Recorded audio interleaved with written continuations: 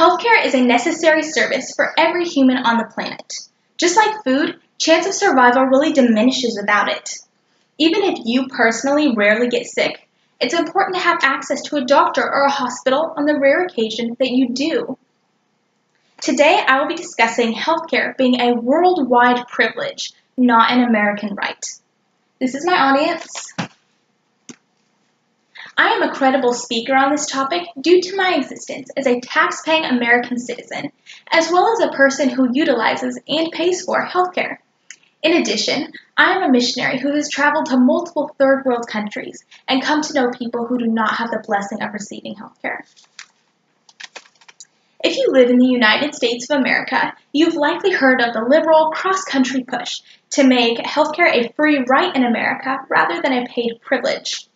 TheAtlantic.com says that Martin Luther King Jr. was one of the first people to suggest this back in civil rights.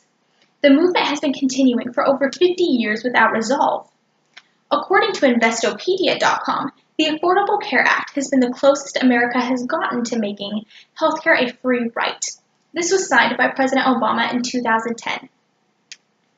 Some Americans believe that since healthcare is necessary, it should be an American right. However, it has not been discussed that since healthcare is necessary, it should be a worldwide right. If medical care is truly a basic human right, then shouldn't we be pushing that the entire globe have access to this human right? And if healthcare is truly a right, is not the entire world very deserving and worthy of this right? Human rights are rights for all humans, not just American citizens.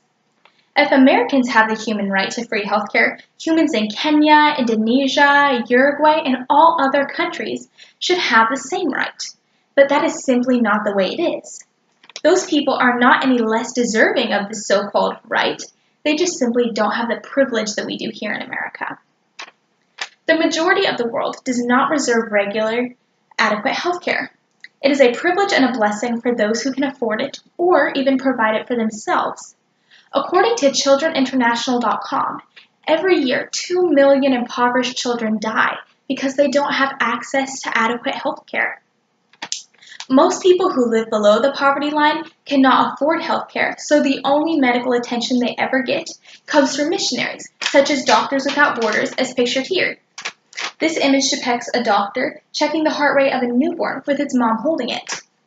Are these people any less deserving of the human right of health care? No, they simply just don't have the privilege of free healthcare.